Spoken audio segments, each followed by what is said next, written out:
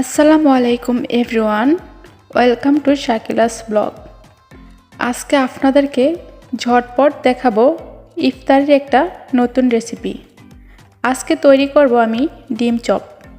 খুব সহজ রেসিপি, একেবারে ইজিভাবে আপনাদের সামনে শেয়ার করব। তাহলে চলুন দেখে নেই রেসিপিটা। এইখানে আমি নিয়ে নিচ্ছি 3টি আলু, আর আমি পেঁয়াজ বেরেস্তা করে রেখেছিলাম, ওটা দিয়ে আমি আলুর ভর্তাটা বানিয়ে নেব। আর দিয়ে দিচ্ছি কাঁচামরিচ, এখন দিয়ে দেব 3টা শুকনো মরিচ, দিয়ে দিচ্ছি আমি 5 ফোড়ন, সাথে অ্যাড করে দিচ্ছি স্বাদ মতো লবণ, দিয়ে আমি খুব ভালো মতো এই ভর্তাটা আমি মাখিয়ে নেব। অবশ্যই মরিচটা হাতে ডলে ডলে তারপরে মাখতে হবে। এইভাবে যদি ভর্তাটা আপনি ট্রাই করেন, দেখবেন চপটা অনেক বেশি মজা হবে।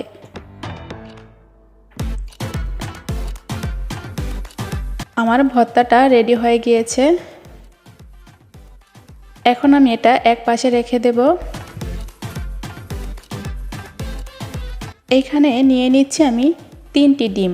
আজকে আমি 3টি ডিম দিয়েই চপ তৈরি করব অনেকগুলো।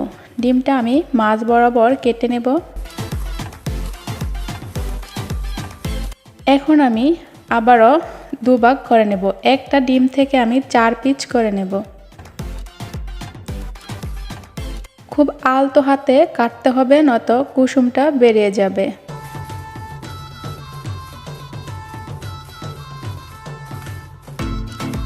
এখন আমি একটু ভর্তা হাতে নিয়ে নেব, আর এটা আমি খুব ভালো মতো ছড়িয়ে দেব।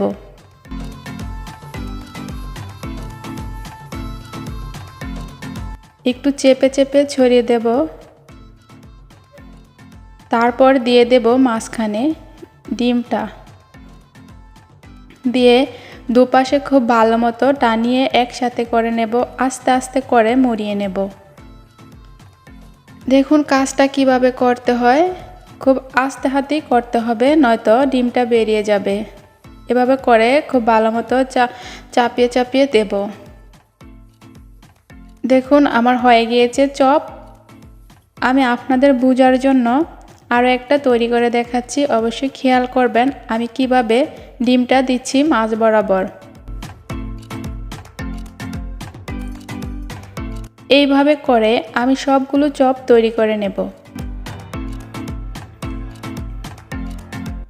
চপগুলো তৈরি করা হয়ে গিয়েছে, দেখতে পাচ্ছেন অনেকগুলো হয়ে গিয়েছে। এখন আমি আগে একটা ডিম ভেঙে নিয়েছি, ওই ডিমের মধ্যে আমি চপটাকে খুব ভালো মতো মাখিয়ে নেব। চপটা মাখানো হয়ে গিয়েছে, এইখানে নিয়ে নিচ্ছি ব্রেড ক্রাম্ব। এটাকে খুব ভালো মতো চপের মধ্যে আস্তে আস্তে করে দিতে হবে। দেখুন কাজটা কিভাবে করতে হয়। খুব ইজি একটা রেসিপি, অবশ্যই বাসায় তৈরি করবেন, একেবারে ঝামেলা ছাড়া। হয়ে গিয়েছে আমার ব্রেড ক্রাম্ব দেওয়া। এভাবে করে সবগুলো চপ আমি ব্রেড ক্রাম্ব দিয়ে ডেকে দিয়েছি। এখন আমি প্যান বসিয়ে দিচ্ছি চুলার মধ্যে, ওটা আমি তেল দিয়ে দিচ্ছি, হালকা গরম করে নিচ্ছি। বেশি হাই ফ্লেমে রাখা যাবে না, নয়তো পুড়ে যাবে। আস্তে আস্তে করে উল্টিয়ে পাল্টিয়ে ভেজে নিতে হবে, যতক্ষণ না পর্যন্ত গোল্ডেন কালার না আসে। আস্তে আস্তে করে ভাজলে অবশ্যই কালারটা অনেক বেশি সুন্দর হবে। দেখুন সুন্দর একটা কালার চলে এসেছে। এখন আমি উঠিয়ে নেব। দেখতেই পাচ্ছেন কতটা সুন্দর একটা কালার এসেছে। খুব সহজ, একেবারে মুচমুচে আমি তৈরি করে নিলাম ডিম চপ। এভাবে অবশ্যই বাসায় একবার হলেও ট্রাই করবেন।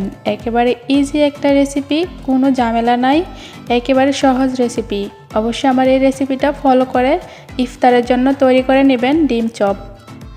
তাহলে আবার দেখা হবে নতুন আরও অন্য একটি ভিডিওতে। সে পর্যন্ত ভালো থাকবেন, সুস্থ থাকবেন। যারা আমার চ্যানেলটা এখনও সাবস্ক্রাইব করেননি, প্লিজ সাবস্ক্রাইব করে আমার এই পাশেই থাকবেন। আবার দেখা হবে অন্য কোনো ভিডিওতে। আল্লাহ হাফেজ।